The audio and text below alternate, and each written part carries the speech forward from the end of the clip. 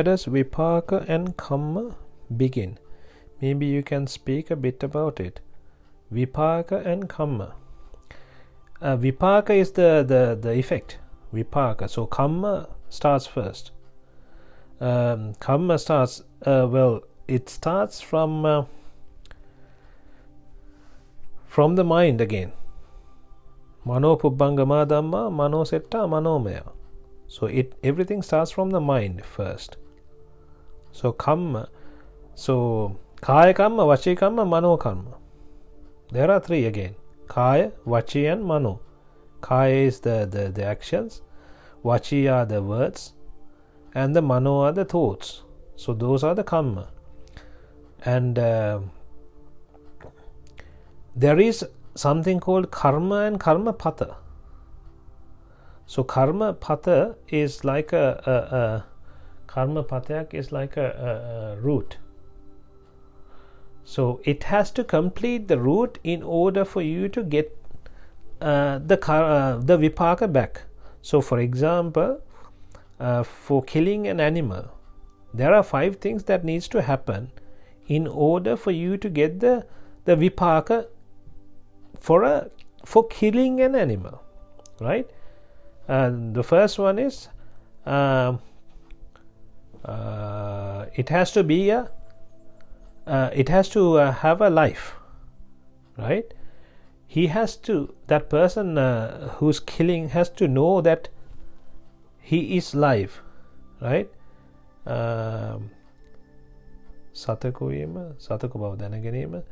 Then he has to plan to kill that person.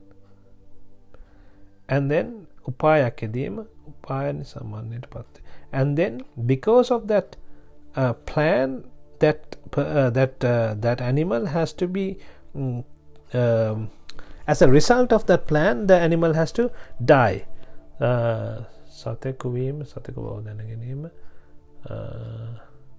then he has to have the killing mentality. So those are the 5. So he has to know that it's a living being. He has to know that it and then he has to know that he is a animal. So he has to have the marana chetana. Marana chetana is he has to have the killing thought in his mind. So those are the 5 that has to complete in order to for that to become complete the circle of the karma. Otherwise it doesn't happen. It doesn't go as a killing. It will go as a different karma, but it's not a killing. I don't know if you understand that. So for a killing to be effective, right? Effective as in to become a sin as a killing, those 5 have to complete. So there are things like that. So that is how it happens. So that is the karma. When that karma happens, then it stores in your karma as a karma. So when you set the background, it comes back as a vipaka. It doesn't necessarily come as a vipaka all the time. So if you kill an animal this life, doesn't mean that you will get it back this life. You might get it in one day, right? And you don't necessarily get all the vipaka as well. That is something that you need to understand. Not every vipaka comes back. There is something called ahosi kamma. So sometimes you can get rid of the karma as well. So when one becomes a sotapanna, that person gets rid of all the karma to do with satarapaya. So until then he will have the probability of getting them back. But when you become a sotapanna, it will be 0. There will be no probability at all, right? That is how karma works. And then some of the karma, like anantariya papa karma, if that happens, if one of them happens, he will definitely end up in Atamaha Narakaya in the next life, straight away. It doesn't matter where he was supposed to go next. He will definitely go to the Atamaha Narakaya of the 8 worst hells. He will end up in, right? So that is if you do a Anantari Papa Karma. And in the same way, there are if you attain dhyana, and then if you don't lose the dhyana before you die, then you go to Brahmatala, Brahma realms. So you will definitely go to Brahma realms if you haven't done an Anantariya Papa Karma. So that is how it works. But if it's a Anarya Dhyana, if it's not a noble Dhyana, then there is a tendency for you to come back down. But if it's an Arya Dhyana, you won't ever come back. So that is how it works. Karma begins from the avidyava. So avidyava, because of the avidyava, is when you do kaya karma, vacha karma and mano karma. And then karma is not always bad, right? Karma can be good and bad, right? So punya, you can do punya and apunya. Punya is the pin, as in the merits. You can do pin as well as sins. So sins are the ones that will take you to hells or give you bad returns. And then pin, merits will take you, give you benefits or take you up to better realms. Were you referring to that, or were you referring to anything else, Lucas? I'm not sure if that was what your question was. Where does Vipaka and Karma begin? It all begins in the mind because of the avidyava.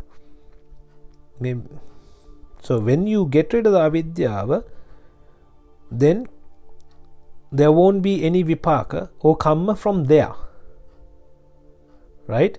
So when you become an Arihatun Vahanse, you won't accumulate any more from there, but you will still get what you stored. That is why Mugalan Thero got beaten by the thieves, right? Doesn't mean that just because you become Arihatun Vahanse, you're going to get rid of everything from there, but you are not going to store any more. You're not going to collect any more from there, because there is no avidya. So because of avidya is why you have punyabhisankara and apunyabhisankara. If you stop chasing asada, everything stops. The generation of karma. But what Chamind just said now. So to say that again, if you stop chasing asada, everything stops the generation of karma. No, the thing is, you have karma that has been stored. So that's not going to stop, right? You can't just, it's like you took a loan from someone, right? And then all of a sudden you say, okay, everything is good, we are good. You can't say that now. You have to pay it back. Just because, that's it. You can't just get away with that. You have to pay them back. You have killed people in the past. You have taken money from them. We have done all sorts. I don't know what we haven't done. I can't think of anything that we haven't done. Only thing we haven't done is we haven't walked the path in the sansara. That is the only thing we haven't done. We are trying to do it now, but everything else to do with the dasa akusale, the 10 immoral activities, we have done plenty. So we have a lot stored in there. So if it's to come back, we will never be able to survive, to be honest with you. But the thing is, the only way we can get rid of this is by becoming a Arihatun Vahanse. When you become Arihatun Vahanse, and then when you become anupadisesa nibbana, as in when you die, when you pass away, then everything vanishes, because there is nothing, there is no account to store them. Until then there is an account, we have an account opened, right?